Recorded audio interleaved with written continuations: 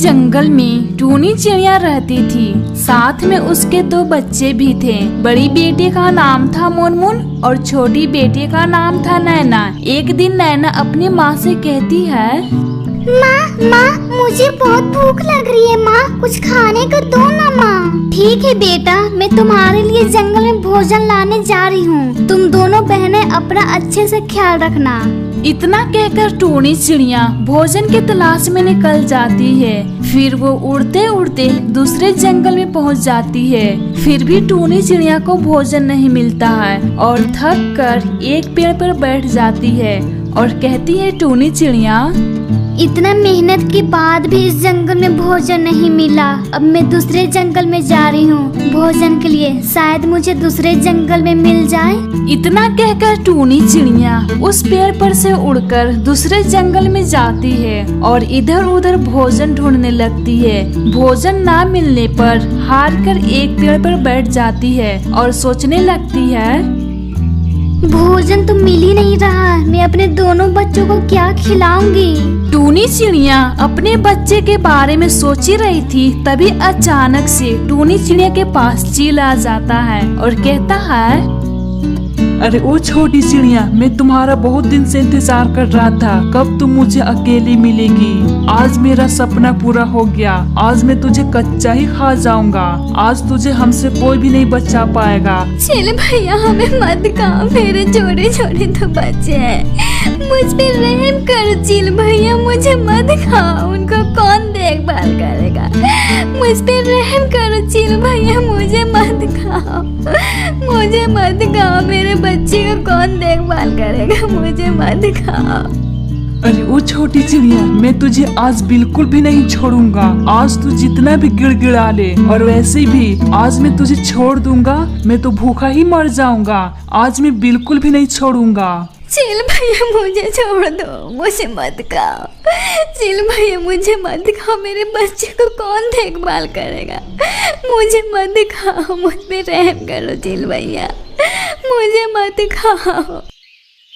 टूनी चिड़िया विनती करती रहती है, लेकिन उसकी बात ना मानकर टूनी चिड़िया को खा जाता है। फिर कहता है, इस छोटी चिड़िया का क्या स्वादिष्ट मांस था। मैं हर रोज इस जंगल में आऊंगा और एक एक करके इसी तरह सब पक्षियों को खाऊंगा। इतना कहकर चील वहाँ से अपने जंगल में चला जाता है। इधर टूनी चिड़िया के दोनों बच्चे अपनी माँ के इंतजार में रो रही थीं। मुनमुन दीदी, अभी तक माँ भोजन लेकर नहीं आई है, कुछ तो गड़बड़ है जरूर। माँ को मैं खोजने जा रही हूँ। मुनमुन दीदी, आप कहीं मत जाना घर छोड़कर।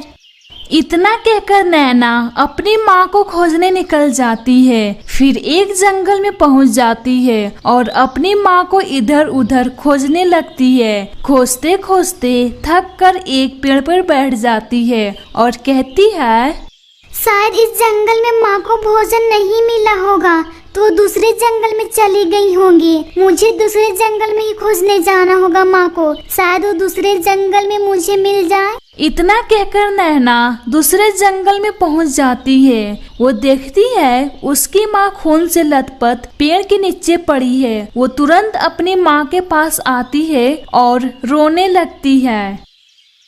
माँ, आपको क्या हो गया माँ? माँ उठो माँ, आपको क्या हो गया माँ?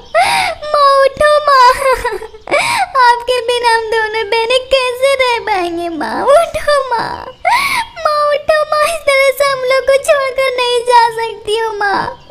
उठो माँ, माँ उठो माँ, आपके बिना कैसे रह पाएंगे माँ?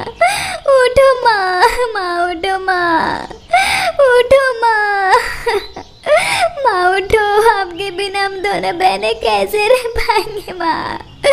उठो माँ, ये बात मुनमुन दीदी को बताना होगा, माँ अब जिंदा नहीं रही। फिर नैना चुप हुई और भोजन लेकर अपने घर पहुंच जाती है। फिर मुनमुन कहती है, नैना, माँ तुम्हारे साथ घर नहीं आई? मुनमुन दीदी, माँ को किसी ने मार दिया है, माँ अब हमारे बीच नहीं है। मुनमुन दीदी, मुनमुन दीदी, माँ को किसी ने मार दिया है। नैना की ये बात सुनकर मुनमुन भी रोने लगती है। नैना, माँ हम दोनों को क्यों छोड़कर चली गई? ईश्वर हमारे साथ ऐसा क्यों किया? माँ के बिना हम कैसे रहेंगे? मुनमुन दीदी मत रो। दीदी, अब से हम दोनों बहनें साथ रहेंगे, एक दूसरे का ख्याल रखेंगे और अच्छे से रहेंगे, हंसी खुशी। मुनमुन दीदी मत रो, ईश्वर को यही मंजूर था। हाँ नैना, तुमने सही कहा। अब हम दोनों बहनें एक दूसरे का सहारा बनेंगे। चलो नैना, अब हम भोजन करते हैं। फिर दोनों बहनें पहले जैसा रहने लगती हैं और हंसी खुशी जीवन बिताने लगती हैं।